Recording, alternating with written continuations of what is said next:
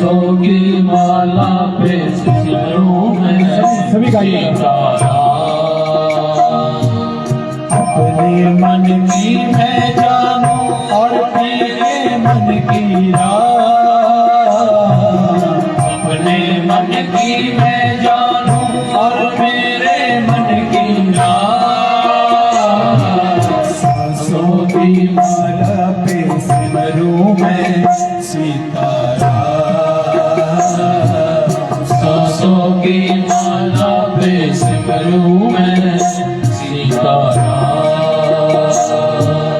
आप ही आए नैनन में कि आप ही आए नैनन में तो पलक ढाक तो है और ना मैं देखूं गैर को और ना तो है देखन दूं। ढांप लिया है ढांप लिया पलकों में तुझको मूड लिए हैं मूड लिए हैं।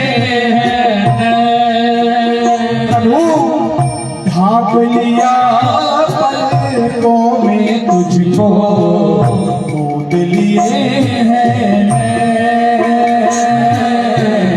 मूड लिए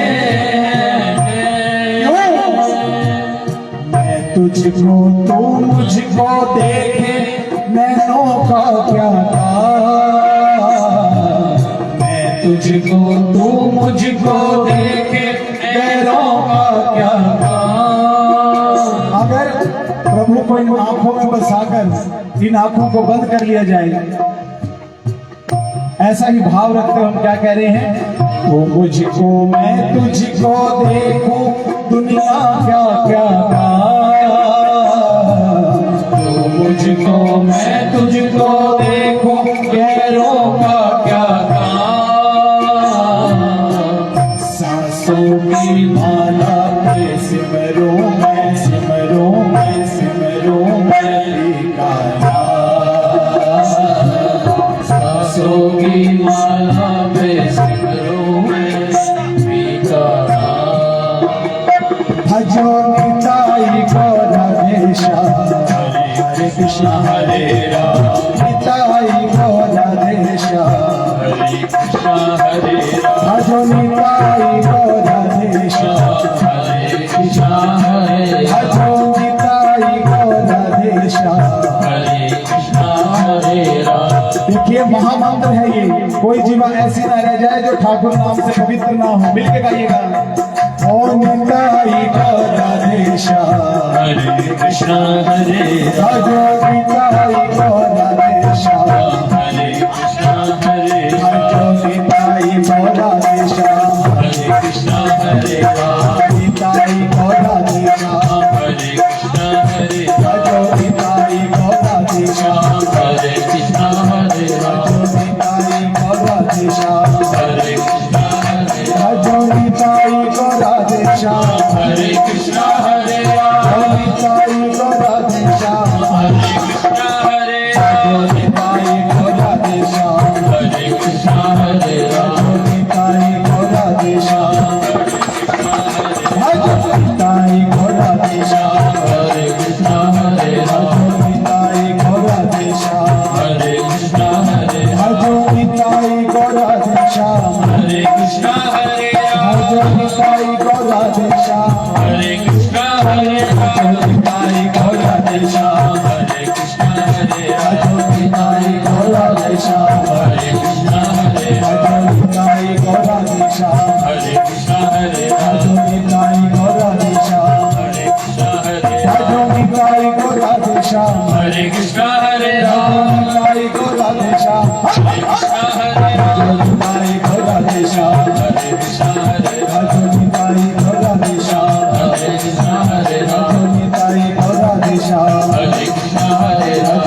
निताई को राधेशा हरे कृष्ण हरे राम। निताई को राधेशा हरे कृष्ण हरे राम। निताई को राधेशा हरे कृष्ण हरे राम। निताई को राधेशा हरे कृष्ण हरे राम।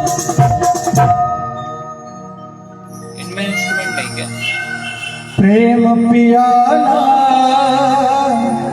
जब से पिया है,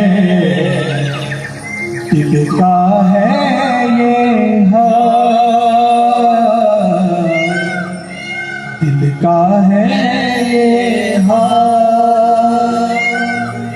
अंगारों पे नींद आ जाए और कांटों पे आराम,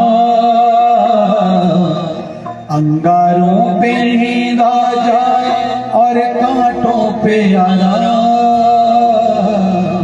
सभी गाइएगा। सांसों की सीताराम, सांसों की माला पे, सांस निकालिए ना थोड़ी सी, सीताराम। ओ सांसों की माला पे सिमरूं मैं सीताराम, सीताराम, सीताराम। श्री ठाकुर जी महाराज के चरणों में कोटि कोटि प्रणाम, श्री राधा रानी के चरणों में कोटि कोटि प्रणाम। मंचासीन संगीताचार्य गण, विद्वत गण, श्रोता लोग, विराजमान मातृ शक्ति प्रिय भाईजन, आप सब में परमात्मा का दीदार दर्शन करते हुए आप सबको प्रणाम, आप सबको आनंदित। और आइए आप सबको हमारी ओर से जय श्री कृष्णा, जय श्री कृष्णा। रिटर्न नहीं करते क्या? जय श्री कृष्णा।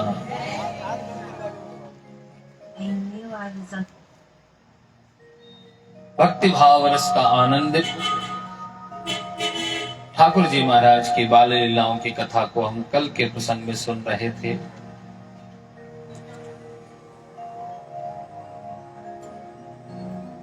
आश्चर्य देखिए कि जो दुनिया का विश्व ब्रह्मांड का मालिक है, जिसके एक इशारे पर सब कुछ हो सकता है, परमात्मा के एक इशारे पर सब कुछ हो सकता है, ऐसे परमात्मा, ऐसा जगदीश्वर, वो भगवान मां यशोदा के आंगन में कुछ मुट्ठी भर माखन के लिए रोता बिलखता देखा गया है। शिव के दर्शन न मिलने पर या शिव को दर्शन देने के लिए आंखों से आंसू बहाते देखा गया है।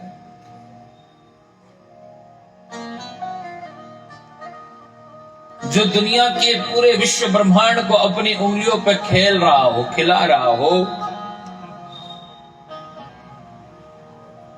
वो अपने मित्रों के साथ ब्रज की गलियों में कंदुक यानी गेंद से खेलता हुआ, और जब अपनी बारी ना आने पर या उनको वो समय ना मिलने पर अपने मित्रों से लड़ते देखा गया। ऐसे परमात्मा, ऐसे ईश्वरी शक्ति जो एक इशारे होने पर पूरी पृथ्वी को गेंद के समान बनाकर खेल सकता हो, और खेल भी रहा है वो। ये माया परमात्मा की, ये तो वो तो ऊपर बैठा डमरू बजा रहा है और हम सब मदारी बना है वो, और हम सबको जैसे नचाता है ना मदारी बंदर को, कभी दिन दिखा रहा, कभी रात दिखा रहा, कभी खुशी दिखा रहा, कभी गम दिखा रहा, वो तो आनंद ले रहा है। हमें नचाया जा रहा है, हम नाचे जा रहे हैं,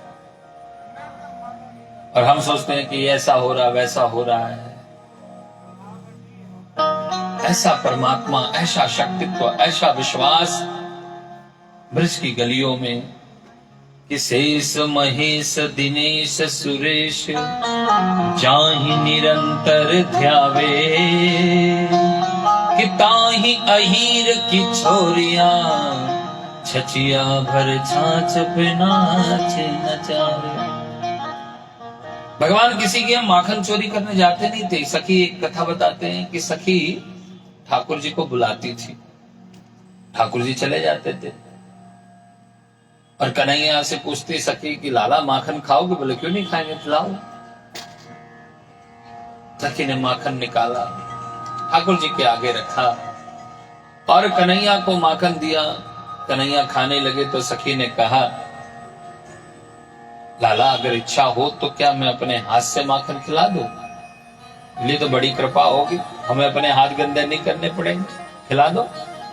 तो सखी कन्हैया को अपने हाथ से माखन खिला दो। थोड़ी देर खिलाने के बाद बोली, लाला ऐसे खिलाने में दिक्कत हो रही है, अगर तुम परमिशन करो तो मैं अपनी गोद में बैठा दूं तुमको। बोले भैया तुझे जैसी सुविधा लगे वैसे कर ले, तुझे जैसी सुविधा लगे वैसा ही कर ले। तो सखी कन्हैया को अपनी गोद में बिठाती थी, माखन खिलाती थी, और कन्हैया उस माखन का भक्षण कर रहे, आनंदित हो रहे थे। सखी ने खिलाने के बाद जो हाथों में माखन लगा रहता था वो कन्हैया के कपड़ों से लगा दिया। तो कन्हैया ने कहा, अरे सखी ये क्या कर रही है, तू कपड़े बिगाड़ रही है। बोले नहीं नहीं खाओ, गलती से लग गया। कुछ माखन खिलाने के बाद गालों पे लगाना शुरू कर दिया, कभी इधर कभी उधर, कभी हाथों पे कभी कपड़ों पे। तो कन्हैया ने कहा, भाई तू मेरे कपड़े भी बिगाड़ रही है और माखन भी बिगाड़ रही है। अरे माखन खिलाने के लिए हम बैठे हैं तो हमें खिला। तो सखी कहने लगे, नहीं मुझे आनंद आ रहा है। तो कन्हैया ने भी, भाई अब आनंद आ रहा है तो ले आनंद, भैया हमारे बाप को कहा जा रहा हो, तेरे ही माखन बिगड़ रहा है। माखन खाकर तृप्त हुए ठाकुर जी, पेट भर गया। बोले सखी अब नहीं खाया जाएगा, माखन बहुत अच्छा था लेकिन अब मन भर गया है, अब नहीं खाया जाएगा। अच्छा ठीक है लाला, अगर आपसे नहीं खाया जाएगा कोई बात नहीं। कन्हैया जाने लगे तो सखी ने आवाज लगे, सुनो। बोले हाँ। बोले कल फिर आ जाना, कल फिर आ जाना। कन्हैया ने कहा, क्यों कल क्यों आए भाई, हम ऐसे थोड़ी कि कोई बंधन में थोड़ी है कि हम रोज आते रहेंगे। नहीं नहीं आना तो पड़ेगा। तो क्यों आए? बोले देखो अगर आप नहीं आए ना मैं आपके घर आऊंगी। बोले तो खूब आ भैया, हमने कब मना करी, तो खूब आ, खूब स्वागत है। बोले नहीं नहीं मैं ऐसे नहीं आऊंगी, फिर तुम्हारी माँ से शिकायत करने आऊंगी। बोले किस बात की? कि आपने मेरे घर जाकर माखन चुराया है। तो हमने कब माखन चुराया आपका? और कल की बात तो छोड़ो, मैं अभी चलती हूँ आपके साथ और अभी जाकर तुम्हारी माँ यशोदा से शिकायत करूंगी कि तुमने माखन चुराया है। अरे सखी हमने तो कोई माखन नहीं चुराया तुम्हारा। अरे देखो ये तुम्हारे कपड़ों पे लगा, गालों पे लगा, हाथों पे लगा। अरे ये तो तुमने लगाया है। बोले हाँ ये लगाया मैंने है, ये तो मैं जानती हूँ ना कि मैंने लगाया है। तुम्हारी माँ वही जानेगी जो मैं जाकर बताऊंगी, और मैं अकेली नहीं जाऊंगी, 2-4 साथ लेकर जाऊंगी। कन्हैया ने कहा, सखी तू बहुत झूठ बोले, तो मेरी मैया से जाकर शिकायत करेगी? बोले हाँ। तो कन्हैया ने कहा, सुनो ये बताओ कि कल कितने बजे आना है? तो कल कितने बजे आना? तो सुखदेव जी ने पूछा। राजा परीक्षित पूछता, गुरुजी क्या भगवान उस सखी के माँ को जाकर शिकायत करने के उससे डर गए कि माँ उनको मारेगी? बोले माँ की मार से डरे नहीं वो, क्यों आने के लिए हाँ कर दिया कि मैं कल आ जाऊंगा? बोले उसका कारण था, क्योंकि श्री कन्हैया ने सोचा कि ये सखी जाएगी, माँ को शिकायत करेगी, और शिकायत करेगी तो माँ का हृदय दुखी होगा कि मेरा बच्चा चोरी करने लगा। माँ मुझे मारेगी उसकी पीड़ा नहीं है, लेकिन मेरी माँ के हृदय में लगेगा कि बालक मेरा चोरी करता है, वो भी माखन की चोरी। तो कहीं मेरे माँ का हृदय दुखी ना हो जाए, इसलिए माँ कन्हैया ठाकुर जी सोचते हैं कि मैं भूलवश भी अपनी माँ को हृदय में पीड़ा ना दूं। ये तो गोपियां बुलाती थी, ठाकुर जी जाते थे, खिला देती थी। चोर बताया गया, ग्वाल बालों के साथ कभी माखन उठाकर उनको खिला दिया। तो ये लीला है, क्योंकि जो सखियों ने शिकायत करी वो कल्पना शिकायत थी उनकी। जो सखियों ने जाकर, आप जब सुनते हैं ना कि ऐसा कर दिया वैसा, ये कल्पना शिकायत थी सखियों की, क्योंकि उनके मन का भाव क्या था कि देखे बिन कान्हा जब मन नाही माना, कि देखे बिन कान्हा जब मन नाही माना। क्यों? कि आज इन आंखों ने ब्रह्म को पहचाना, आज इन आंखों ने ब्रह्म को पहचाना। कृष्ण पद कमलों में मन को लगाना, इन गोपियों का उल्हाना तो सिर्फ एक बहाना है। इन गोपियों का उल्हाना तो सिर्फ एक बहाना। इन गोपियों का उल्हाना सिर्फ बहाना है। क्या दर्शन कि देखे बिन काना, उनको देखे बिना उनका मन नहीं लगता था। तो सखिया मन में अपने आप ही उल्हाने सोचती थी, जाकर माँ यशोदा को शिकायत करती थी, और जब तक शिकायत करती तब तक ठाकुर जी को सामने खड़ा रखती थी। क्यों? क्योंकि सासू जी बाहर जाने देती नहीं थी ज्यादा, और माँ यशोदा कन्हैया को बाहर निकलने देती नहीं थी। इसलिए दोनों की मुलाकात शिकायत के माध्यम से होती थी। और भगवान बार बार यही अपनी माँ से कहते थे कि मैया ये सब झूठ बोलती हैं, मैंने किसी के घर में जाकर चोरी नहीं करी। अरे झूठ क्यों बोलेंगी? तो ठाकुर जी ने भी अपना कहा कि इनके झूठ बोलने का स्वार्थ है। और देख मैया, दुनिया के लोग हैं, समाज के लोग तो उंगली उठाएंगे उठाएंगे, अच्छा करो तो, बुरा करो तो अगर खुद के घर के लोग मान गए तो फिर तो गड़बड़ हो जाएगा ना। अगर खुद के घर के लोग मान जाएंगे भी चोरी करता है तो फिर तो परमिशन हो गया ना, परमानेंट हो गया। भाई जब घर वाले कह दे भाई ये चोर है तो फिर तो दिक्कत हो जाती है। तो कन्हैया ने मां से कहा कि मैया सुनो, इनका विश्वास मत कर कि इनको पतियार करे मैं तस्कायो साए, कि चोर नाम मेरो धरो। कन्हैया कहते हैं कि तूने मुझे चोर मान लिया तो नुकसान तेरा है। मैया ने कहा कि मेरा क्या नुकसान है? कि चोर नाम मेरो धरो, मेरो हो न देंगी ब्याह, मेरो हो न देंगी ब्याह। मेरी शादी होने नहीं देंगे, अगर मुझे चोर मान लिया गया तो मुझे विवाह होने नहीं देंगे। कि चोर नाम मेरो धरो, मेरो हो न देंगी ब्याह। देखे बिन काना जब मन नाही माना, आज इन आंखों ने हमको पहचाना। कृष्ण पद कमलों में मन को लगाना, इन गोपियों का उल्हाना तो सिर्फ एक बहाना। क्योंकि ठाकुर जी हमारे हैं ही इतने सुंदर कि सखियां बहाने ढूंढती थी ठाकुर को देखने के। और क्या कह रही हैं कि सोना जे हम मुखड़ा मैं देखता ही रह गया, सोना जे हम मुखड़ा मैं देखता ही रह गया। जादूगर शाम मेरा दिल लुट ले गया, सोना जे हम मुखड़ा मैं देखता ही रह गया।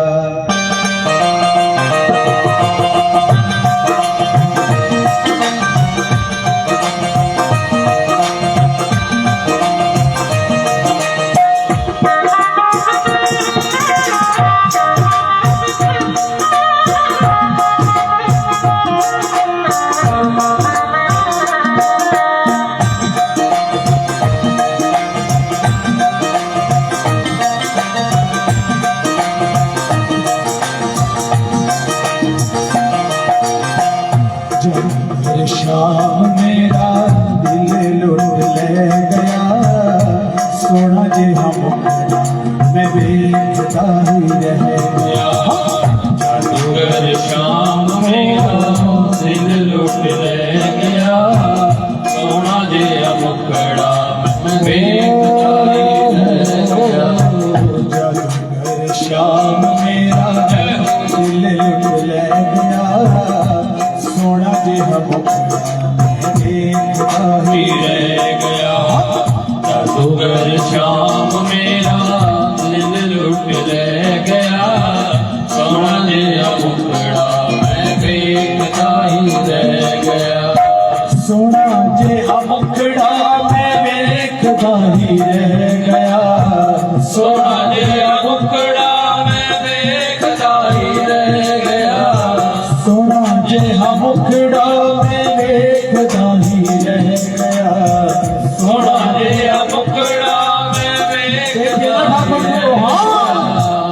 जादूगर शाम मेरा दिल लुट ले गया, सोना जिहा मुखड़ा मैं वेखदा ही रह गया। जादूगर शाम मेरा दिल लुट ले गया, सोना जिहा मुखड़ा मैं वेखदा ही रह गया।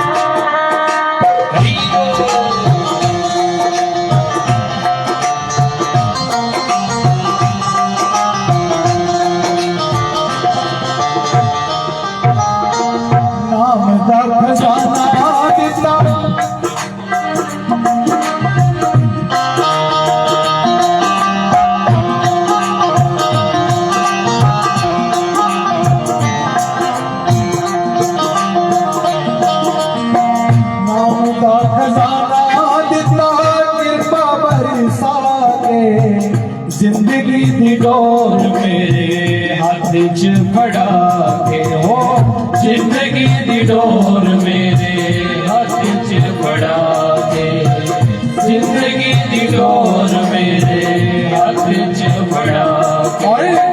दिल दे सिंहासन उत्ते आप आके बह गया, दिल दे सिंहासन उत्ते आप आके बह गया, सोना जिहा मुखड़ा मैं वेखदा ही रह गया। जादूगर शाम मेरा दिल लुट ले गया, सोना जिहा मुखड़ा मैं वेखदा ही रह गया। शाम मेरा दिल लुट ले गया, सोना जिहा मुखड़ा मैं वेखदा ही रह गया।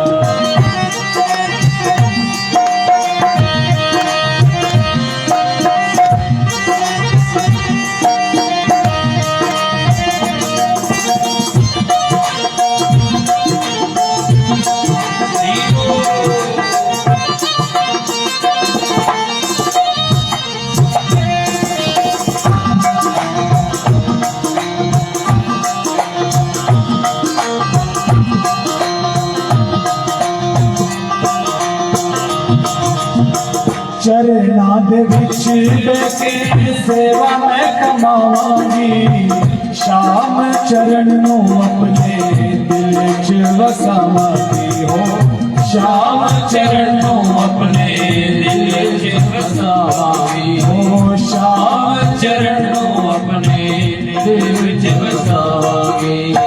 चरना दे विच बैठे सेवा मैं कमावांगी, शाम चरण नू अपने दिल च वसावांगी, शाम चरण नू अपने दिल च वसावांगी, शाम चरण नू अपने दिल च वसावांगी। अरमान मेरे दिल विच रह गया, अयो अरमान मेरे दिल विच रह गया, सोना जिहा मुखड़ा मैं वेखदा ही रह गया। जादूगर शाम मेरा दिल लुट ले गया, सोना जिहा मुखड़ा मैं वेखदा ही रह गया। जय हो बाकी बिहारी लाल की।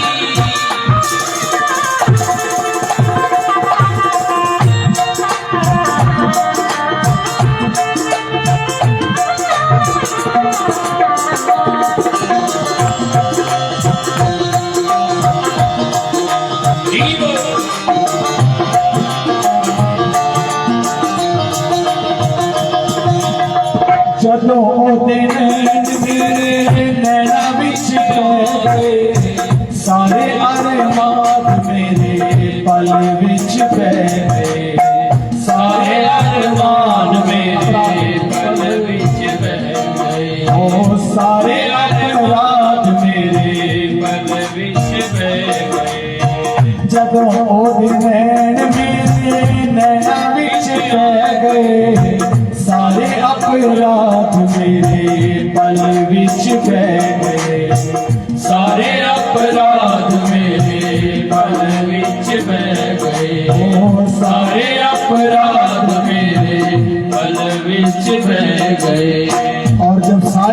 बाद बह गई तो क्या हुआ?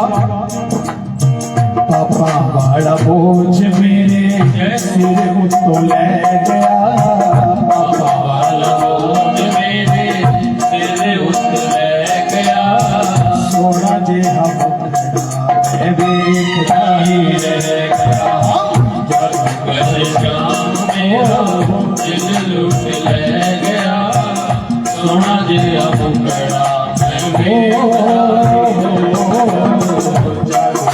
शाम मेरा दिल लुट ले गया, सोना जे हम बड़ा देखता ही रह गया,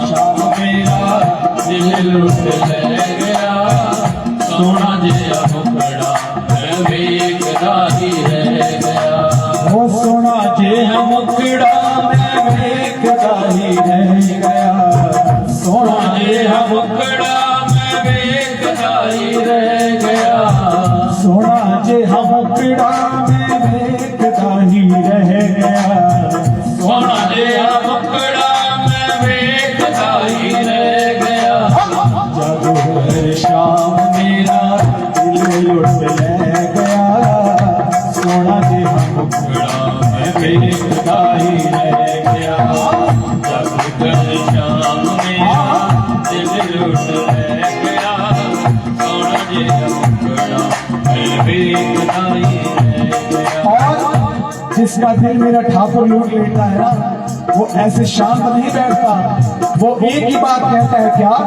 वो लुटी लुटी तेरी मौज लुटी, जदों दा तेरा लड़े पड़िया, वो लुटी लुटी तेरी मौज लुटी, जदों दा तेरा लड़े पड़िया, जदों दा तेरा लड़े पड़िया, जदों दा तेरा लड़े पड़िया, जदों दा तेरा लड़े पड़िया, जदों दा तेरा लड़े पड़िया, लुटी लुटी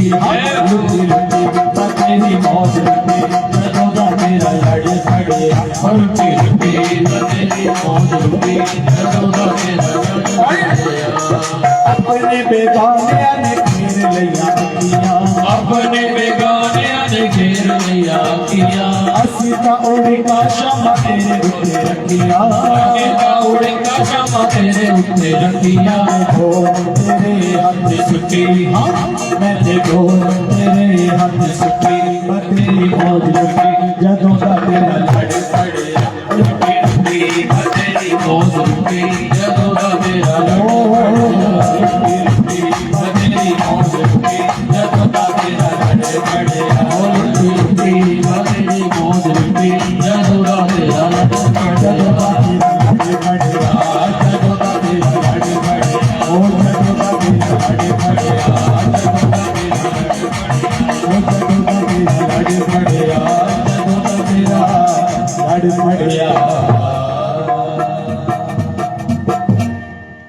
ठाकुर जी का स्वरूप भी ऐसा कि देखे बिन काना जब मन नाही माना, मन नहीं लगता था गोपियों का, तो अनेक अनेक बहाने करके जाती थी। और इन्हीं दर्शन के अंतर्गत कथा सुनाते हैं। श्री गिरिराज जी का पूजन कल हम सब ने भाव से किया।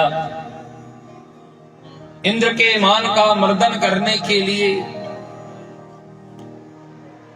भगवान ने श्री गिरिराज गोवर्धन को उठाया, ब्रजवासियों को सबको लेकर गए, पहले पूजन कराया, पूजन करके लौट कर आए। लेकिन नारद जी ने जाकर इंद्र से कहा कि हे इंद्र महाराज, जो ब्रज में आपकी पूजा होती थी वह ग्वाल बाल ने, ग्वारिया ने बंद करा दी आपकी, और आपकी पूजा को बंद करके वह अपनी पूजा करा रहा है, वह अपनी पूजा करा रहा है। इंद्र को आया क्रोध। इंद्र ने अपने मेघ गणों से कहा कि जाओ ब्रज में ऐसी बरसात कर दो, ऐसी बरसात कर दो कि पूरा ब्रज जो है डूब जाए,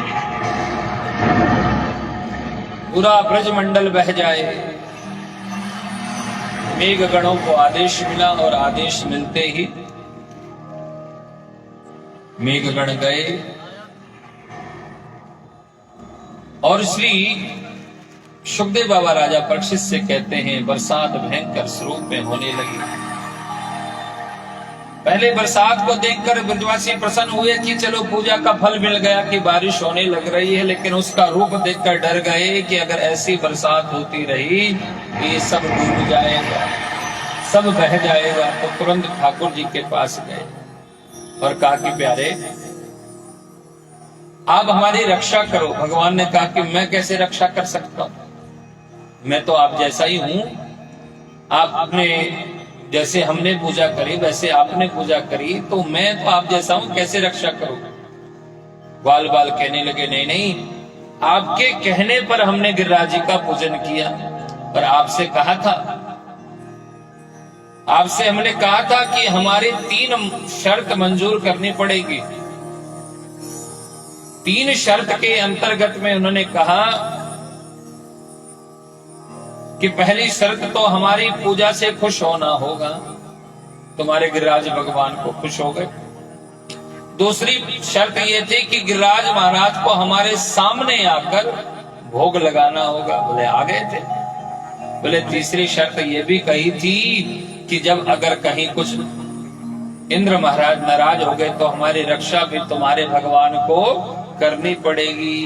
बोले बिल्कुल कहा था आपने, और आपने स्वीकार भी किया था। बोले हमने स्वीकार भी किया था, लेकिन आप तो मुझसे कह रहे हैं ना मेरी रक्षा करो, हमारी रक्षा करो। अरे हमारी रक्षा जब गिरिराज जी ने करना है तो हम सबको श्री गिरिराज जी की शरण में जाना चाहिए, और गिरिराज जी ही हमारी रक्षा कर सकते हैं। हमें सबको शरण में जाना चाहिए।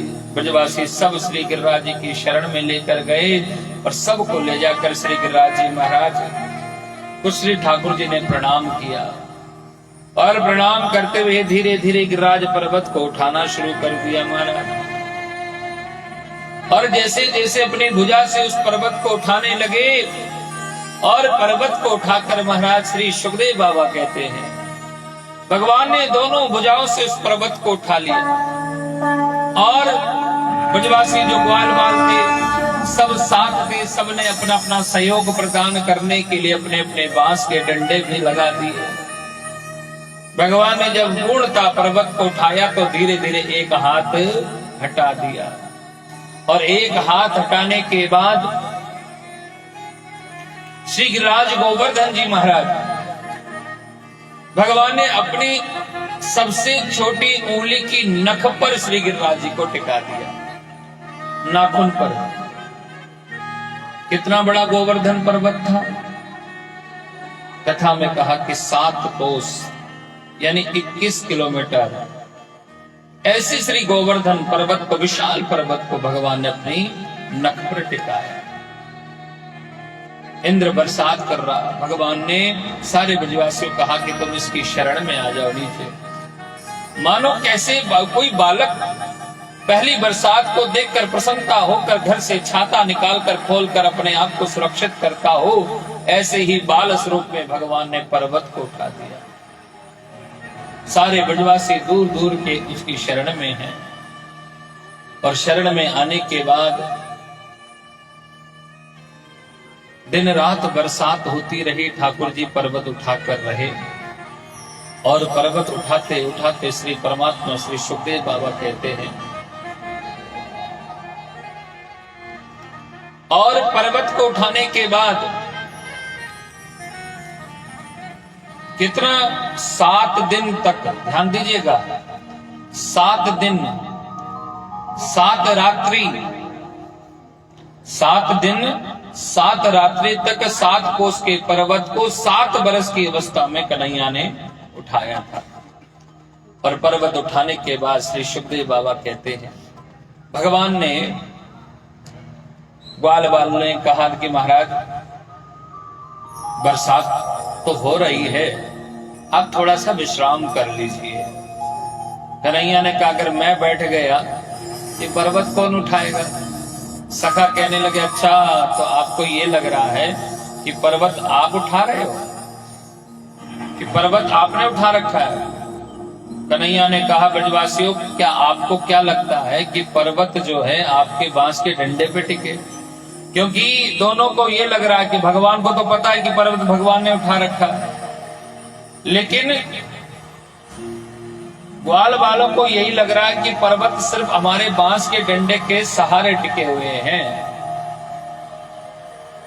भगवान ने कहा कि अगर मैं हाथ हटा दूंगा तो पर्वत नीचे आ जाएगा। ग्वाल वालों ने कहा कि हमारे बांस के डंडे ऐसे लगे हैं, हमारे बांस के डंडे ऐसे लगे हैं क्या? श्री ठाकुर जी महाराज ने कहा कि भैया बांस के डंडे आपके लगे अच्छी बात है, लेकिन ये पर्वत तो हमने ही उठा रखा है। और उस पर्वत को श्री ठाकुर जी महाराज ने अपने नख पर धारण किए हुए परमात्मा आनंद के साथ श्री सुखदेव बाबा वर्णन करते हुए भगवान ने थोड़ा सा ढिलाई किया कि जो है वजन जो है सीधा डंडों पर आया तो सारे डंडे चटचटा करके टूटने लग गए। अब सबने कहा अरे लाला संभालियो। भगवान ने जैसे ही हाथ लगाया पर्वत जो है रुक गया। और ठाकुर जी महाराज की ये लीलाएं हैं। अच्छा एक बात देखिए, बरसात को बंद करना ही था, पर्वत उठाना ही था, तो वहां से कुछ चुटकी बजा देते वृंदावन से ही तो पर्वत बरसात रुक जाती, पर्वत उठाने का कष्ट भी ना करना पड़ता। भगवान ने आकर क्यों पर्वत उठाया? क्योंकि भगवान बताना चाहते हैं जीव को मैं मार्ग दिखाता हूं, चलना उसको स्वयं पड़ेगा। भगवान चाहते तो वहीं चुटकी बजा देते, बारिश बंद नहीं हो सकती थी क्या? ऐसे कुछ कर देते तो बरसात बंद हो जाती। लेकिन भगवान जो है ना हम सबको एक भाव मार्गदर्शन कराते हैं। भगवान ने कहा कि भले ही मैं बरसात को बंद कर सकता हूं, लेकिन हम मानवता के धर्म में आकर अपने कर्म को करना पड़ेगा। हमें गिरिराज जी की शरण में जाना पड़ेगा, उनसे प्रार्थना करनी पड़ेगी। अपने बल कौशल का परिचय करते हुए अपने पर्वत को उठाया। भगवान चाहते तो बरसात ही वही बंद कर देते, भगवान चाहते तो ऐसे इशारा कर देते पर्वत उठ जाता। लेकिन भगवान ने ऐसा नहीं किया, क्योंकि भगवान हमें यह संदेश दे रहे हैं कि जीव को जब संसार में आता है तो अपने कर्म और कर्तव्य से कभी पीछे हटना नहीं चाहिए। ईश्वर सिर्फ मार्ग बताता है, चलना तो आपको हमको सबको ही पड़ता है। इस तरह से श्री गिरिराज गोवर्धन का आप सब दर्शन करते हैं। यूं कहे यशोदा मैया निक जोर लगाओ मेरे भैया। क्यों? यूं कहे यशोदा मैया माँ की ममता, निक जोर लगाओ मेरे भैया। गिरिवर में है बोझ अपार, कन्हैया मेरो आरो नख पर गिरवर लीनो धार। कन्हैया मेरो आरो जब को इंद्र ने कीनो, ब्रज गोवर्धन कर दीनो। जब को इंद्र ने कीनो, ब्रज गोवर्धन कर लीनो। और बादल बरस बरस गए हार। कन्हैया मेरो वारो नख पर गिरवर लीनो धार। कन्हैया मेरो वारो यूं कहे पूछरी वारो, लठिया को दियो सहारो। यूं कहे पूछरी वारो, लठिया को दियो सहारो। अरे मन भजले कृष्ण मुरार। कन्हैया मेरो वारो नख पर गिरवर लीनो धार। कन्हैया मेरो वारो। श्री ठाकुर जी महाराज लीला दर्शन कराते हैं, आनंद के दर्शन कराते हैं। और श्री परमात्मा के भाव में कहा गया, भगवान ने पर्वत उठाया, बरसात बंद करी, 7 दिन 7 रात्रि तक 7 कोस के पर्वत को 7 बरस के कन्हैया ने उठाया। और जब देखा, इंद्र ने कहा कि जाओ बरसात को बंद कर दो। अब तो ब्रज डूब गया होगा। मेघगणों ने, सेवकों ने कहा महाराज ब्रज डूबा नहीं, वहां तो आनंद ही आनंद हो रहा है,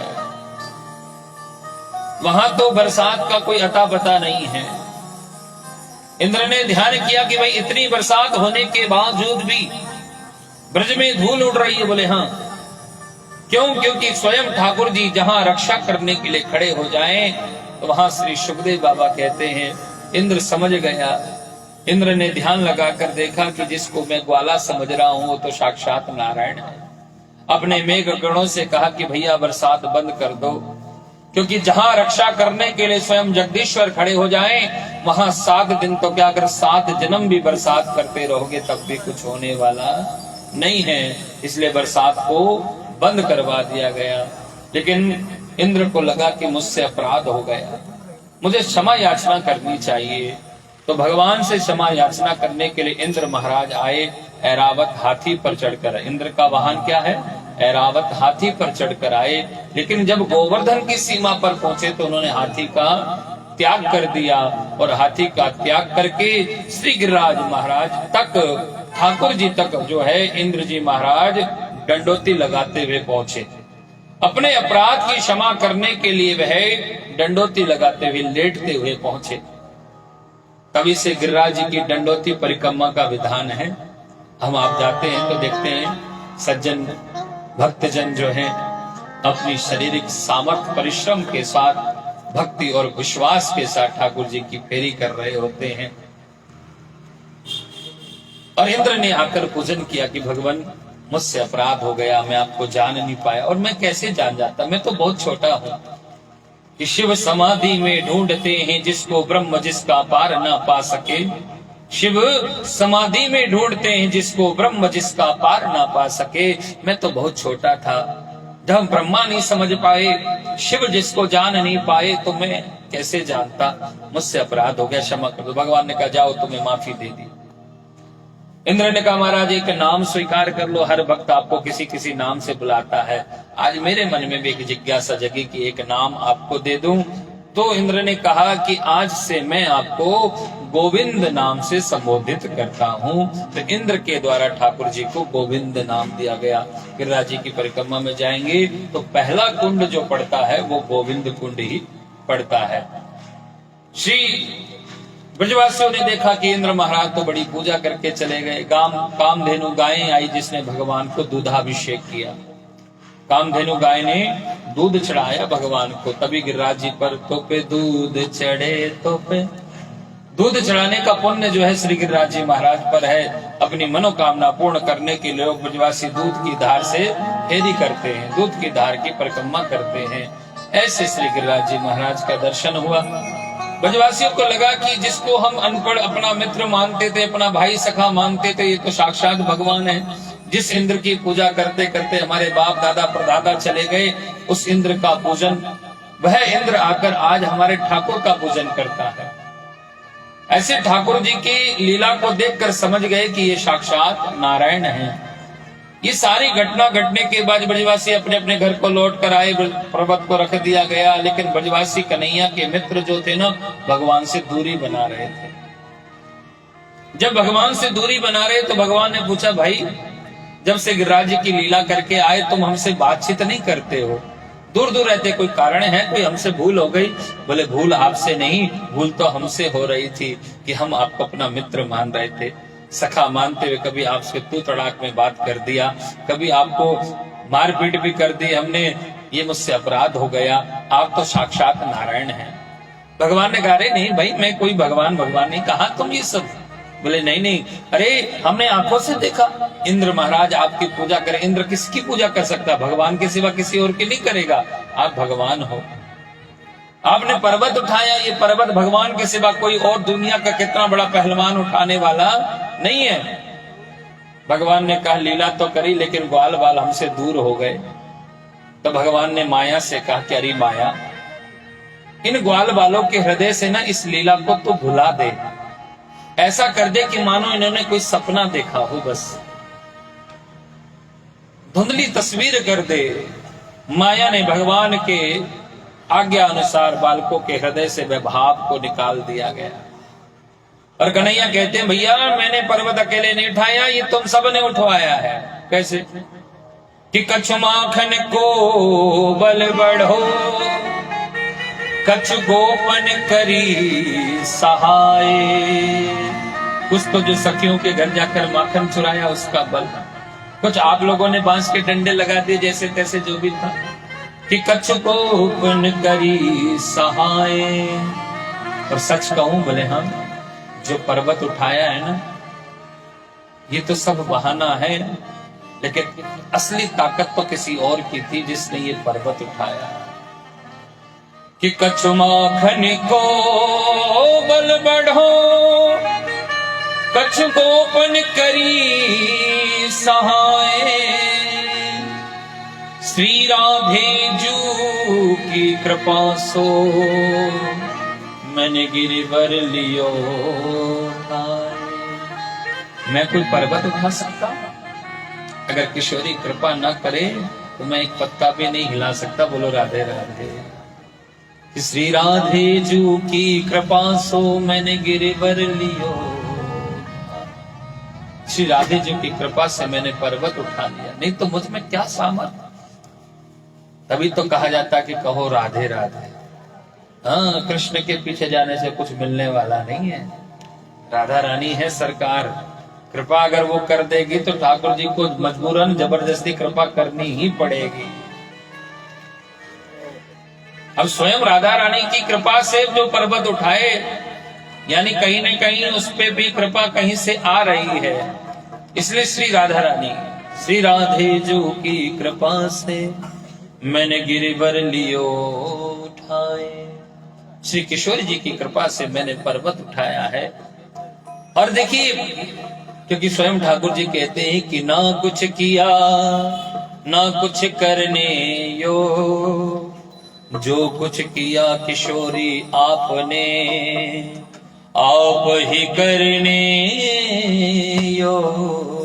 मैं कुछ नहीं कर सकता, ये तो श्री राधा रानी मुझ पर कृपा कर देती है और ये लीलाएं मुझसे हो जाती हैं। कि तुम समझो कि पूतना मार दी या पर्वत उठा लिया, इन सब लीलाओं में श्री राधा रानी की ही कृपा थी, तब मैं ये कार्य को कर सकता हूँ। क्योंकि राधा, जिसका नाम है राधा, दो चीजें तो जीवन में परेशान कर रही है हमको। दो चीजें हम परेशान रहते हैं, एक शरीर की बाधा व्यथाएं जो बीमारी आ जाती हैं, शरीर की व्यथा, व्यथा मतलब बीमार। दूसरा बाधा कोई काम करने लगो रुकावट। अगर हमारे जीवन से ये दो चीजें हट जाएं तो जीवन बढ़िया ही बढ़िया होगा ना। दोनों चीजों को हटाने की दवाई मेरे पास है। बोलो राधे राधे। हाँ, दोनों चीजें हट सकती हैं। कैसे? कि अगर आपको अपने जीवन की व्यथा मिटानी है तो इसके लिए सबसे अच्छा काम करो कि हरि की कथा में आ जाओ, व्यथा अपने आप मिट जाएगी। जो हरि की कथा में आएगा अपने जीवन की व्यथा को मिटा देगा। ईमानदारी से बताना, आपको अपने घर में कोई आपसे कहे कि 3 घंटे ऐसे बैठ जाओ, आपको अपने घर में कोई कहे कि 3 घंटे ऐसे बैठ जाओ, बैठ जाओगे? कोई नहीं बैठ सकता। लेकिन कथा में आपको 3-4 घंटे का पता नहीं चलता। यही पैर आपको अगर घर में जाके बैठोगे ना, दर्द करने लग जाएंगे, लेकिन यहाँ पर आपको एहसास नहीं होता, क्योंकि हरि की कथा व्यथा को मिटाती है। और दूसरा काम है बाधा, कि राधा राधा रटे से सब बाधा मिट जा, कोटि जन्म की आपदा श्री राधा नाम से जा, कोटि जन्म की आपदा श्री राधा नाम से जा। राधा सब बाधा को मिटाती है, कथा व्यथा को मिटाती है। और वो राधा जो स्वयं ठाकुर पर कृपा करती है, तो आप पर हम पर क्यों ना करेगी प्यार। हमें जो तुम्हारा सहारा न मिलता,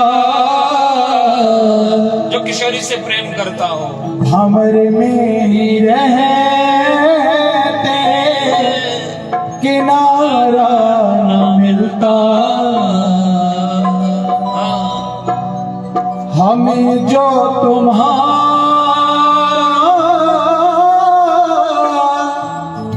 सहारा न मिलता, भंवर में ही रहते किनारा न मिलता। किनारे पे भी तो लहर डुबोती, अगर तुम ना होती माँ, अगर तुम ना होती, हमें और जीने की चाहत ना होती। हे मेरी श्यामा जी, अगर तुम ना होती, अगर तुम ना होती,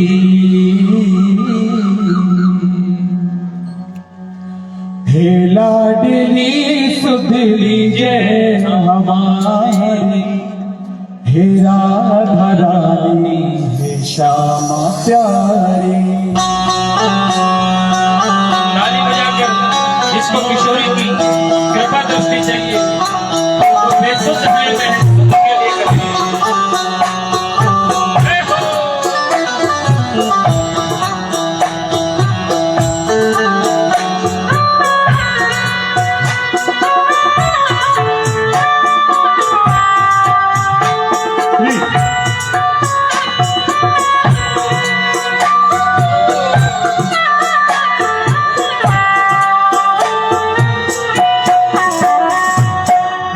लाडली सुध लीजिए हमारी, हे राधा रानी, हे श्यामा प्यारी। हे लाडली सुध लीजिए हमारी, हे राधा रानी, हे श्यामा प्यारी। हे लाडली सुध लीजिए हमारी, हे राधा रानी, हे श्यामा प्यारी। हे लाडली सुध लीजिए हमारे, हे राधा रानी, हे श्यामा प्यारी। हे लाडली सुध लीजिए हमारी, हे लाडली सुध लीजिए हमारी, हे लाडली सुध लीजिए हमारी, हे लाडली सुध लीजिए हमारी। हे राधा रानी, हे श्यामा प्यारी, हे राधा रानी, हे श्यामा प्यारी। अब होगी मोह पे कृपा तुम्हारी, तब होगी मोह पे कृपा तुम्हारी। हे राधा रानी, हे श्यामा प्यारी, हे लाडली सुध लीजिए हमारी, हे राधा रानी, हे श्यामा प्यारी। कृपा बरसाने वाली मेरी राधा रानी, कृपा बरसाने वाली मेरी महारानी। ओ कृपा बरसाने वाली मेरी श्यामा प्यारी। कृपा बरसाने वाली मेरी श्यामा प्यारी। ओ कृपा बरसाने वाली मेरी राधा रानी, कृपा बरसाने वाली मेरी राधा रानी। ओ कृपा बरसाने वाली मेरी श्यामा प्यारी, कृपा बरसाने वाली मेरी श्यामा प्यारी। ताली, राधे।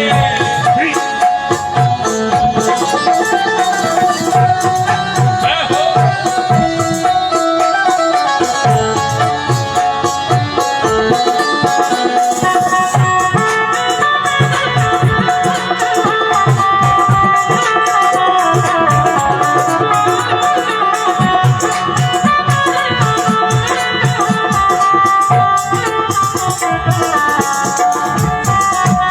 तेरे सिवा कोई नहीं है मेरा, तेरे सिवा कोई नहीं है मेरा।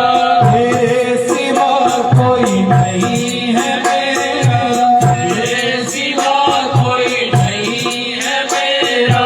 मुझको सहारा श्यामा जो तेरा, मुझको सहारा श्यामा जो तेरा।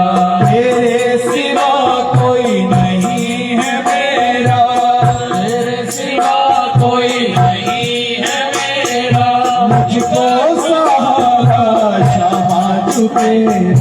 मुझको सहारा श्यामा तू मेरा। क्षमा करो भाई जो भूल भाई, क्षमा करो भाई जो भूल भाई। राधा रानी क्षमा प्यारी, क्षमा करो भाई जो भूल भाई, राधा रानी क्षमा प्यारी। लाडली सुध लीजिए हमारी, लाडली सुध लीजिए हमारी। राधा रानी श्यामा प्यारी, राधा रानी श्यामा प्यारी। अब होगी मोकर कृपा तुम्हारी, अब होगी मोकर कृपा तुम्हारी। राधा रानी प्यारी, अब होगी मोकर कृपा तुम्हारी। राधा रानी श्यामा प्यारी। कृपा बरसाने वाली मेरी राधा रानी, कृपा बरसाने वाली मेरी राधा रानी। कृपा बरसाने वाली मेरी श्यामा प्यारी, कृपा बरसाने वाली मेरी श्यामा प्यारी। लाडली सुध लीजिए हमारी राधा रानी श्यामा प्यारी। लाडली सुध लीजिए हमारी।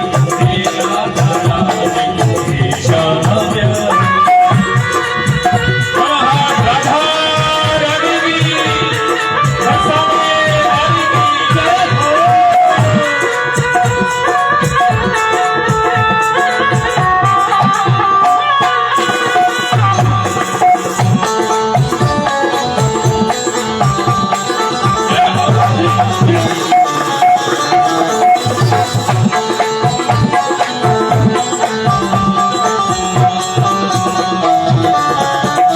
मैं हूँ अधम मुझको ना बिसारो, मैं हूँ अधम मुझको ना बिसारो। मैं हूँ अधम मुझको ना बिसारो, अधम मुझको ना बिसारो। मेरी भी क्षमा बिगड़ी सवारो, मेरी भी क्षमा बिगड़ी सवारो। मैं हूँ अधम मुझको ना बिसारो, मैं हूँ अधम मुझको ना बिसारो। मेरी भी क्षमा बिगड़ी सवारो, मेरी भी क्षमा बिगड़ी सवारो।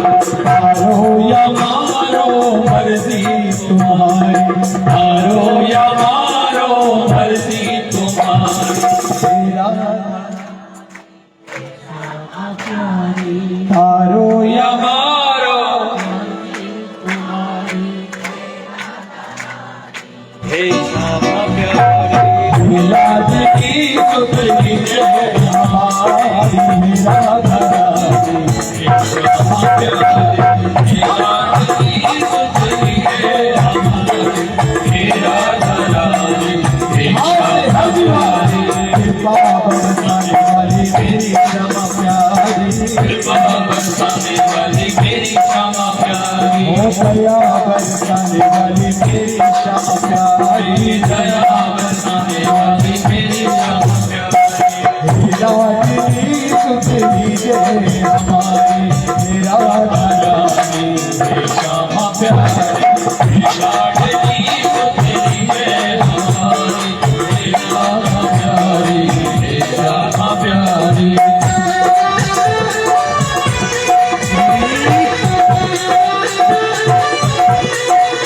जय हो।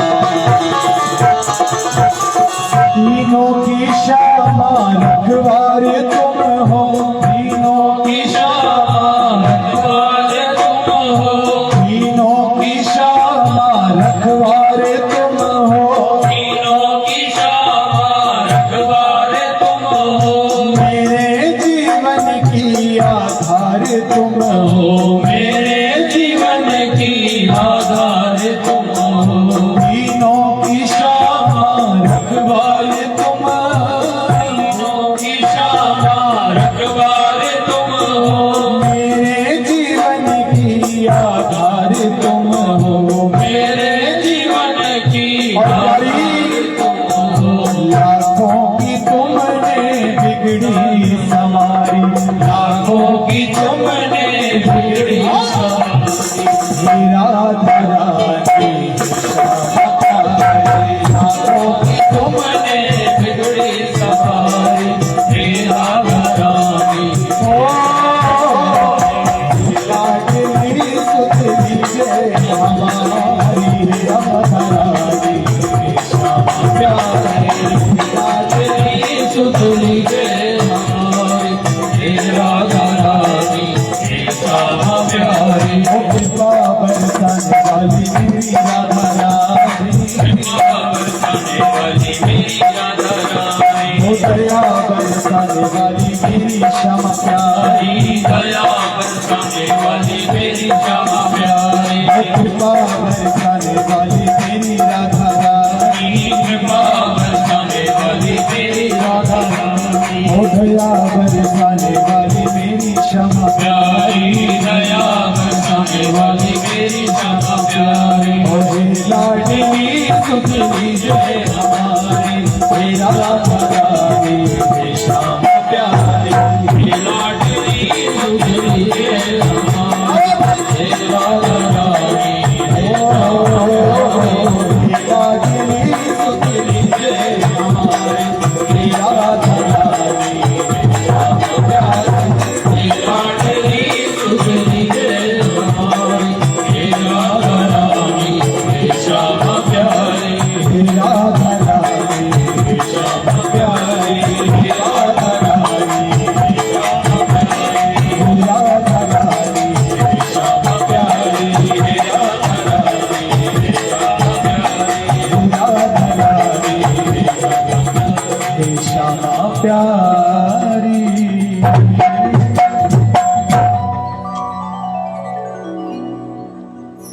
श्री किशोरी जी की अपार कृपा, सुध लीजिए हमारी। किस किस को सुध? क्योंकि सुध वही लेगा जब अपने आप को ये तो समझो कि इस संसार सागर में हम बेखबर हो गए हैं। हे लाडली सुध लीजिए हमारी, हे राधा रानी हे श्यामा प्यारी, कब होगी माँ पे कृपा तुम्हारी, हे राधा रानी हे श्यामा प्यारी, कब होगी माँ पे कृपा तुम्हारी, हे राधा रानी हे श्यामा। सभी भाव से कहिएगा, कृपा बरसाने वाली मेरी राधा रानी, कृपा बरसाने वाली मेरी हो, दया बरसाने वाली मेरी श्यामा प्यारी, बरसाने वाली मेरी श्यामा प्यारी, हो कृपा बरसाने वाली मेरी राधा रानी, कृपा बरसाने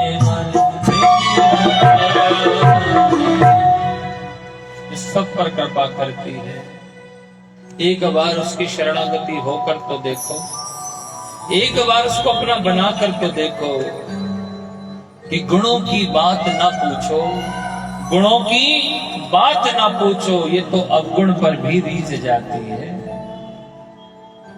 गुण होगा तो कल्याण कर ही देगी, अगर कहीं अवगुण भी होगा ना, एक बार उसकी दर पर हो तो आओ, एक बार उसकी चौखट चढ़ तो आओ, एक बार मुख से श्री राधा कहकर तो देखो, तार देगी, पार कर देगी। पर सिर्फ आपको नहीं, आपके सारे रोग कष्ट बीमारी संकट सब हर लेगी, क्योंकि श्री राधा रानी है, अलौकिक शक्ति है, जिसकी गुलामी स्वयं श्याम सुंदर करते हो कि सुन बरसाने वाली गुलाम तेरो बनवाए।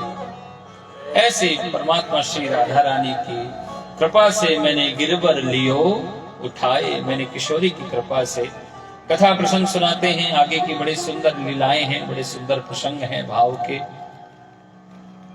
और भाव प्रसंग में कहा गया कि प्यारे भक्ति रस का वो आनंद, भक्ति रस की वो भक्ति जिसमें श्री सुखदेव बाबा कथा सुना रहे हैं। एक महाराज, ये हमारे शरीर में सबसे कीमती वस्तु क्या है? हमारे शरीर में सबसे कीमती वस्तु क्या है बताइए? हाजी, कोई कहे श्वास, कोई कहे आंखें, कोई कहे हाथ, अपने अपने भाव से अपने अपनी चीजें। हमारे शरीर के अंदर सबसे कीमती वस्तु अगर कुछ है तो वो है प्राण, है ना? अगर प्राण निकल गए, अगर हमारे प्राण निकल गए तो महाराज क्या रह जाएगा? और उसका सब, अगर हमारे प्राण निकल गए तो हमारे पास कुछ बचने वाला नहीं है। इसलिए ये शरीर की सबसे बड़ी कीमती वस्तु है, सबसे बड़ी कीमती चीज है प्राण। अगर ये प्राण गए ना तो सब चला गया।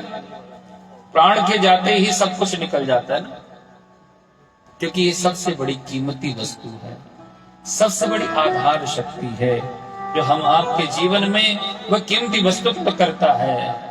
हम आपके जीवन में सबसे बड़ा भाव व्यक्त करता है, हम आपके जीवन में सबसे बड़ा स्नेह करता है, वो कीमती वस्तु प्यारे। अगर प्राण निकल जाए ना व्यक्ति को, फिर सुबह से शाम तक रखना भी मुश्किल हो जाता है। जिस व्यक्ति के 1000 नाम होते हैं, ध्यान देना, शरीर एक होता है, नाम कितने होते हैं? किसी के चाचा लग रहे होते हैं, कोई मामा कहकर बुला रहा है शरीर को, है ना? कोई भुआ कहकर बुलाता है, कोई मासी कहकर बुलाता है, कोई कुछ कोई कुछ कोई कुछ। लेकिन जब इस शरीर से वह आत्मा प्राण निकल जाती है तो ये नहीं कहते लोग कि भैया मामा जी को कब ले जाएंगे, वो यूं कहते हैं कि डेड बॉडी को कब ले जाया जाएगा, शव को कब ले जाएगा। कोई ये नहीं कहता कि मामा की यात्रा निकाली जाएगी, क्या कहते हैं? शव की यात्रा, शव यात्रा कब जाएगी? क्योंकि जो उसके अंदर की ईश्वरीय शक्ति थी वो तो निकल कर चला गया, अब बचा तो हाड़ मांस का पुतला ही तो है कि मैं नहीं, मेरा नहीं, ये तन भी किसी का दिया हुआ है। ये शरीर भी परमात्मा ने हम पर कृपा करके मनुष्य चोला बनाकर दे दिया। कल मैं कथा में कह ही रहा था ना कि अगर कहीं पशु बना दिया होता तो यहां से यहां तक घुसने भी नहीं देते हमको, यहां से यहां तक घुसने भी नहीं देते। लेकिन कृपा देखिए, मनुष्य बनाया, अपनी शरणागति में लगाया, अपनी हरि कथा सुनने के लिए शुभ अवसर प्रदान किए कि जैसे तैसे समय निकाल कर हम परमात्मा की शरणागति हो रहे हैं और हमें हरि कानों पर हरि नाम संकीर्तन चल रहा है। जीवन का धन्य उद्देश्य आप हम सबके जीवन में कल्याण करता है। आज ठाकुर जी प्राण की कथा सुनाने जा रहे हैं। इतना सुंदर शरीर, पंच भौतिक शरीर के प्राण की कथा ठाकुर जी श्रीमद् भागवत में महाप्राण के अंतर्गत में सबसे विशेष बात जो दी गई है हृदय। भागवत के अंदर जो है 12 स्कंद रहे, 10वां स्कंद ठाकुर जी का हृदय है और उस हृदय के अंदर का जो अब कथा कहने जा रहे हैं इसका नाम है रास पंचाध्यायी। रास पंचाध्यायी के भाव को दर्शन कराते हैं। आज ठाकुर जी बांसुरी बजाते हैं कि बंसी विभूषित करा नवनीर दामा, पीतांबरा दरुण बिंब फला धनुष्टा, पूर्णेन्दु सुंदर मुखाद दरवेंद नेत्रा, कृष्णात् परम किमु अपि तत्त्वमहं न जाने, बंसी विभूषिता। अपने अधरों पर ठाकुर जी बांसुरी को रखकर वे साज को बजाते हैं बांसुरी को। और जैसे ही बांसुरी की धुन ठाकुर जी के फूक से निकलती है बांसुरी की धुन और वह धुन गोपियों के कान में जाती है। और जब गोपियों के कान में वह बांसुरी की धुन गई, गोपियां अपनी यथा परिस्थिति को भूल गई। उसको लगा कि ठाकुर जी बांसुरी में सिर्फ और सिर्फ मेरा नाम गा रहे हैं, मुझे बुला रहे हैं, मुझे पुकार रहे हैं। ऐसी बांसुरी को सुनकर, ऐसे भाव को सुनकर, श्री बांसुरी की जब भाव को सुना तो गोपियां अपनी यथा परिस्थिति चलना शुरू कर देती हैं। गोपियां यथा परिस्थिति अपने भाव से चलना शुरू कर दी। कहां? जहां से बांसुरी की धुन आ रही थी, जहां से बांसुरी बज रही थी, उस और परमात्मा से मिलने के लिए चली। गोपियां चलती जाती हैं, गोपियां ठाकुर जी से मिलती हैं। मिलने के बाद श्री ठाकुर जी महाराज गोपियों का स्वागत करते हैं कि स्वागतम वो महाभाग, हे महाभाग, आपका मैं स्वागत करता हूं। आप आई हैं, आपका अभिनंदन है। बड़ी प्रसन्न हुई कि चलो बांसुरी बजाई, हमको बुलाया, हम आई और हमारा स्वागत भी हो गया। लेकिन साथ ही प्रश्न पूछ डाला कि आप आई हैं, आपका स्वागत तो है, लेकिन क्यों आई हैं ये आपको बताना होगा। आप क्यों आई हैं ये हमें बताना होगा। लेकिन अब क्या कह दे कि आपकी बांसुरी सुनी, हम चली आई। व्याख्या बहुत बड़ी है प्रसंग की। भगवान ने कहा कि आप नारी शक्ति को ऐसे रात्रि में जंगल में विचरण करना शोभनीय नहीं देता। अगर आप वन की शोभा देखने आई हैं तो मैं वन घुमा देता हूं, आप जल्दी से वापिस लौट जाओ। आप वापिस लौट जाइए। बार बार भगवान लौटाने की बात करते हैं। गोपियां अपना शीश को नीचे झुकाए बस सुनती जा रही थी, शब्दों को सुने जा रही थी। भगवान ने कहा कि देवियों, आप सब उस देश की नारी हैं जहां चाहे पत्नी चाहे तो अपने पति के प्राण भी यमराज से वापस लेकर आ सकती है। इसलिए निवेदन है कि आप लौट जाओ। अपने भाव को दर्शन कराया, कथा दृष्टांत उदाहरण दिया। कहा कि महाराज, शुकदेव जी महाराज ने राजा परीक्षित को सुनाते हुए कहा, भगवान कहते हैं नारी शक्ति का धर्म कर्तव्य दायित्व तो एक है कि उसके पतित्व की सेवा करना। दृष्टांत सुनाए, ठाकुर जी ने सुने, गोपियों ने सुनाए, ठाकुर जी ने सुने। अंततः ठाकुर जी ने परीक्षा ले रहे थे तो परीक्षा में पास हो गई और महाराज होना शुरू हुआ।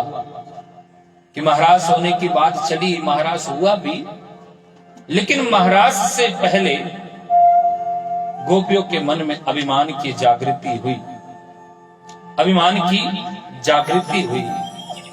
और उस अभिमान में शरीर की मोह की ममता, गोपियों को लगा कि जगत ब्रह्मांड का मालिक हमारी सुंदरता पर मोहित होकर हमारे साथ नाच करता है, हमारे साथ नृत्य करता है। और जब गोपियों के मन में अभिमान आया ना, भगवान श्री राधा रानी को साथ लेकर गोपियों को यथा परिस्थिति छोड़कर चले गए। गोपियां विरह की वेदना में, उस विरह की यातना में ठाकुर को पुकारती है, उनको बिलाप करके बुलाती है। हर लता से, हर पत्र से, हर जगह पूछती है कि तुमने क्या मेरे कन्हैया को देखा, क्या तुमने मेरे श्याम सुंदर को देखा, क्या तुमने मेरे ठाकुर को देखा। लेकिन सब जगह ढूंढती हैं, खोजती हैं, नहीं मिलते वो। और ऐसी परिस्थिति हो गई कि भाव यहां तक बताया श्री सुखदेव जी ने। मैं व्याख्या बहुत कम कर रहा हूं, लेकिन यहां पर क्या बताते हैं कि इस तरह की अवस्था होगी। प्रेम की अवस्था भी यही होती है कि कृष्ण को याद करते करते उनका हृदय खुद कहने लगा कि अहम कृष्ण, मैं कृष्ण हूं। कि लाली मेरे लाल की जित देखूं तित लाल, के लाली देखन में गई, मैं भी है गई लाल। लाली देखन में गई, मैं भी है गई उनको लगा कि मैं ही कृष्ण हूं, लेकिन ध्यान आता है कि ना हम कृष्ण, हम कैसे कृष्ण हो सकती हैं, हम कृष्ण नहीं हो सकती। और परमात्मा को खोजते खोजते आगे बढ़ती हैं। राधा रानी से मुलाकात होती है। राधा रानी के बाद गोपियों ने मिलने के बाद गीत गाया, जिसको हमारे वेद पुराण में, भागवत में सर्वश्रेष्ठ गीत बताया गया, जिसका नाम गोपी गीत दिया गया, जिसका नाम गोपी गीत दिया गया। ये गोपी गीत जो है ना 19 श्लोकों का है। कितने श्लोकों का? 19 श्लोकों का गोपी गीत है, और जिसमें 18 श्लोक श्री सखियों ने गाए और 19वां श्लोक श्री राधा रानी ने गाया। जयति तेधिकम जन्मना व्रज स्वयता इंदिरा शाश्वता। गोपियों ने बड़े भाव से गाया, और गोपियों ने कनक मंजरी छंद में गाया। कौन से छंद में? कनक मंजरी छंद। संगीत की भाषा के अंतर्गत अनेक प्रकार के छंद शास्त्र के, कनक मंजरी छंद में गाया। अच्छा, कनक मंजरी छंद ही क्यों चुना गया? कनक 3 चीजों को कहा जाता है ना। एक कनक सोने को कहते हैं, एक कनक गेहूं को कहा जाता है, और एक कनक धतूरे को कहा जाता है। किसको? धतूरे को। और धतूरा जो कोई खा लेता है ना, उसे अपने शरीर का होश नहीं होता, बोरा जाता है, पागल हो जाता है। आज गोपियों की अवस्था भी उसी हालत की थी कि कृष्ण दर्शन के बिना अपने आप को पागल और अवस्था का ध्यान नहीं। किशोरी मिलती हैं, गोपियां गाती हैं, गोपी गीत गाकर ठाकुर जी उन सब के बीच में प्रकट होते हैं और आनंदित होते हैं। सब आनंदित करते हुए ठाकुर जी से मिलते हैं। प्रेम से बोलो राधे राधे। बोलो वृंदावन बिहारी लाल की जय। आज हमारे मध्य में धीरज जी सिक्का जी हमारी मुख्य अतिथि हैं, और अपनी पावन ने कमाई से गुप्त दान दिया है। और भी हमारे मध्य में हैं, और सभी जानते हैं कॉलोनी वाले। कोई अंगूरी देवी जी ने भी कहा, पंडित जी मेरा नाम न लेना। कोई बात नहीं है, नाम लेने की तो कोई बात ही नहीं है ऐसी है? भाई दान जो होता है गुप्त दान ज्यादा कल्याणकारी होता है। इन्होंने भी अपनी पावन ने कमाई से भी गुप्त दान दिया है। तो मैं प्रार्थना करूंगा धीरज जी से, आज हमारे ये मुख्य अतिथि हैं, प्रार्थना करूंगा महाराज जी का सम्मान करेंगे पुष्प माला के द्वारा। महाराज जी का और मैं कार्यकारिणी के सदस्यों से प्रार्थना करूंगा। भाव होता है घर पास में है, और भाव के बिना कुछ भी नहीं होता है।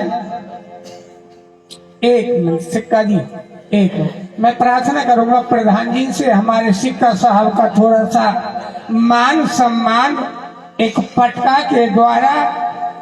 और गोपाल जी आप भी खड़े हो जाओ, आप भी मुझे लगता है आप थोड़ा सा। अरे ये हाँ जी, हाँ जी, अरे फूल माला से गोपाल जी से प्रार्थना है। अब आप हमारे डीसी जो, हाँ सिक्का साहब सुनो, सिक्का साहब जी सुनो। डीसी चाहे छोटी उम्र का हो, डीसी चाहे छोटी उम्र का हो चाहे बड़ी उम्र का हो, तो वो सब उसकी पावर होती है। आज हमारे मध्य में आप मुख्य अतिथि बने। अब यहाँ छोटे बड़े का सवाल नहीं है, तो मैं प्रार्थना करूंगा बोरा जी से भी खड़े होकर के हमारे सिक्का साहब जी का, धीरज जी का, और मैं राजू बोरा जी से भी प्रार्थना करूंगा। वो भी देखिए मान सम्मान होता है। हमने तो इनको झूठे को कहा था, ऐसे ऐसे हम थोड़ी भागवत का विचार पंडित जी कराइए, जो मेरे से सहयोग होगा मैं अवश्य करूंगा। और मैं प्रार्थना करूंगा ये बैठे हुए हैं भाई साहब जी का नाम नहीं जानता हूँ, इनसे भी राकेश साहू जी से प्रार्थना है हमारे मुख्य अतिथि का सत्कार सम्मान करना हमारा दायित्व भी बनता है। घर पर कोई भी अतिथि आए प्रणव प्रेम से बोले वृंदावन बिहारी लाल की जय। समय के भाव को देखते हुए देखिए बड़ा कीमती समय बहुत कीमती है। हाँ जी बिल्कुल।